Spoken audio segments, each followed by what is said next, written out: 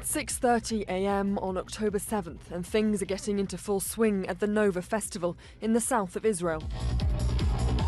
We were having fun, peace, love, good vibes, and an hour and a half after, we are running from bullets. Suddenly, the music stops. There's frustration, but no sense yet of the horror about to unfold. As news spreads of rocket attacks from Gaza, people begin seeking shelter, crouching close to the ground. But even this doesn't lead to outright panic. Rocket attacks visible here are a regular occurrence in this part of southern Israel. About 10 minutes later, and some start heading to their cars. The decision of when and how to leave the festival would mean life or death for many. Some fled early to nearby bomb shelters. It's 7:10 a.m. and many are crammed inside this one to the north of the festival. But they've been followed. At 7:24 a.m, Hamas throw a grenade inside, causing horrific damage. This man, Noam, emerges stunned into the daylight. And it's not the only shelter to be targeted. 30 minutes later and further down the same road, Hamas militants are caught on dashcam footage outside another shelter. They throw a grenade inside. In total, CNN has identified 4 different shelters near the festival that Hamas attacked, all full of people. Over the next 6 hours, hundreds of civilians were killed, hunted down as they tried to flee the festival.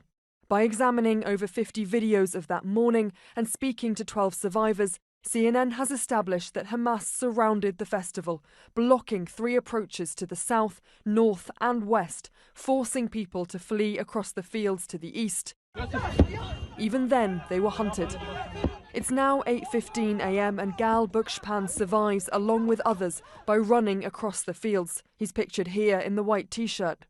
Local police and security told them to drive east across rough land due to roadblocks on the main road, but many end up fleeing on foot. We were like ducks. It was like a range. People were running in their hundreds. And you can hear the bullets coming. Were you seeing anyone get shot? Yeah, you can see people fall. It's 8:30 a.m. and as Gal and others continued running east, others running north met with more bullets and a police blockade, causing further panic. As a result, revelers start running back down the main road towards the festival, not knowing there are more militants just a few kilometers further down.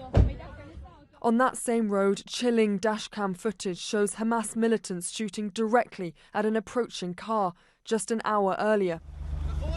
Those festival goers that remained closer to the concert site hid behind anything they could find, even behind trees, waiting while the bullets closed in.